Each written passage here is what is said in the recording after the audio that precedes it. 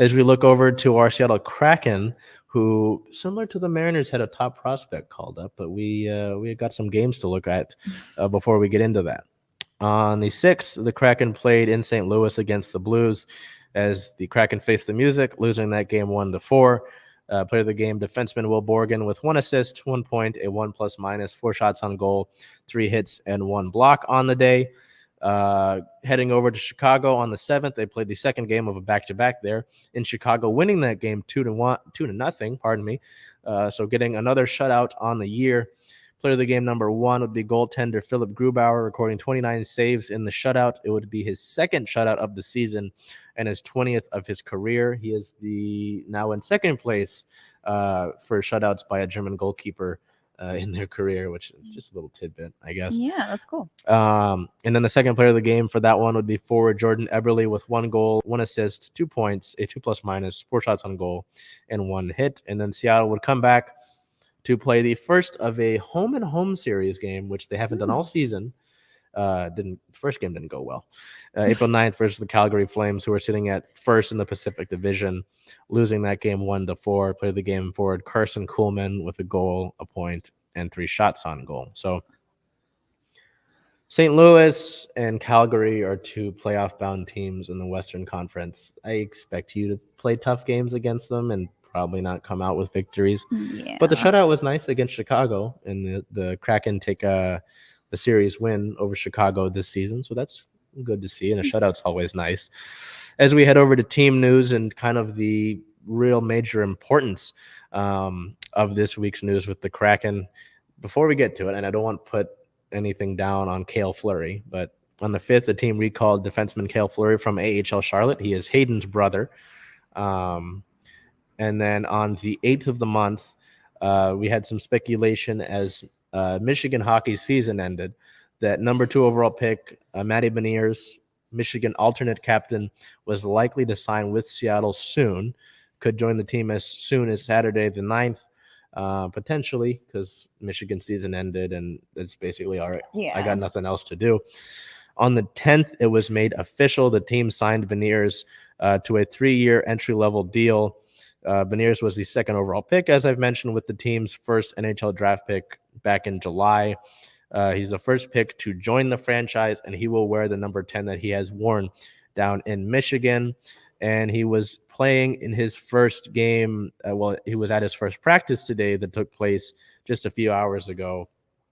Had his first practice in front of the fans, and there were some notes from the press. Nobody gave a concrete answer when we might see him on the ice with the team. First question. But his family will be in Calgary tomorrow. I guess maybe says something. I mean, obviously he's in game shape because, like I said, his season ended just a few days ago. Yeah. Said that the reception that he got from his new teammates has been great. A bunch of them reached out as soon as he signed. His family will be in Calgary, and they're excited to check out Seattle. Dave Haxtell said he can't say enough about how impressed he was with the type of person that he is, saying he's got a real nice balance of respectfulness and humility to him. He urged the media to slow down and stressed that the big thing for Beniers is to get comfortable in the dressing room and the environment with his teammates. So that makes sense. But it's interesting to note that in the practice lines, so I don't know if you know this at Bell, but we'll run through lines in hockey.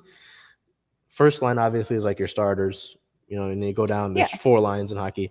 They had him practicing in the third line, which it makes sense. He's a rookie, right? But they had him practicing with alternate captain Jordan Eberle and Ryan Donato in that third line, which is it's interesting to note because you kind of like with Julio Rodriguez, right, and Jared Kelenic last year, I don't want to rush him. I want him to be ready, like we talked about with rookie mistakes and being ready. So I'm interested to see how that takes place. But obviously there's a lot of excitement. This is the number 2 overall pick in last year's draft. He's a guy that is kind of looked at as like an all-tool player. I know that there were some concerns about him going into this season about not scoring enough and his ability to score. And what does he do this year? He scores a bunch. So the passing is there. He's a solid, he's 6'1", which not a lot of there's funny looking at the heights of these guys. Not all of them are that tall. He should be a real joy to have, and he's kind of looked at as the future of this franchise. So I'm really interested to see whether they sort of ease him into this or how they do things with him. Because there was that quote about making sure he's comfortable in the locker room. So how many games do you think you keep him out of at the beginning to let him adjust into things and just like you said, just not make as many rookie mistakes, I guess. I don't know. It's interesting because, the comment about his family being in Calgary is interesting. Yeah, it makes it seem like he's But if you gonna play. are you putting me in the coach chair? Is that what you're doing? Yes. You're seeing when do you play him? Well, because I talked about entry level contract, right? If the team is kind of like service time in baseball, if you had decided to not sign him this year, he would have 3 years available on this contract next year. But you're going to burn one this year with a month left to play. Well, a little less than a month left to play. I figure if you're going to do that, he's going to have to get some experience, right? So that's a logical way of. Let's look at the schedule. I would say maybe that first home game back on the 16th. Get him in front of his home crowd. Let him settle in. There's 2 games on the road here. Both of them are in a back-to-back. First home game is where I would put. I mean, what about? Would you say the same, or would you wait a little bit more? I think that's fair. I guess I was also trying to gauge whether you thought that he was going to get on the ice at all this year, and it sounds like if definitely. They burn that year of his contract, I have to, right? Because would you really burn it if you're just like, hey, come out, hang out in the locker room with us? Let's see how you. Yeah, burning a whole year. Yeah, I think if you're burning the year, you have to. Yeah. Because it might be a waste, right? Unless you're already lining up a deal with him. Right. An extension, So just also for reference, and we look at league news, on the 8th, the top pick in the 2021 draft signs. Owen Power signed a 3-year entry-level deal with the Sabres. He was drafted first overall. So the Sabres, too, are burning that first year. And it'll be interesting to look side by side, right, to see when Power gets into his first game. Yeah. But yeah, that's I'm going to put it right now. We're going to put it in. What day is that? The 16th? The 16th. Versus New Jersey. I'll put that note in there, and we'll look back at that next Monday when we speak to you. But as we look to the record and standings of the team here and looking into the next week's schedule, the Kraken record sits at 23, 43, and 6 with 42 points, 23 wins, 43 losses, and 6 overtime losses. They still sit at 8th in the Pacific, in case you were wondering.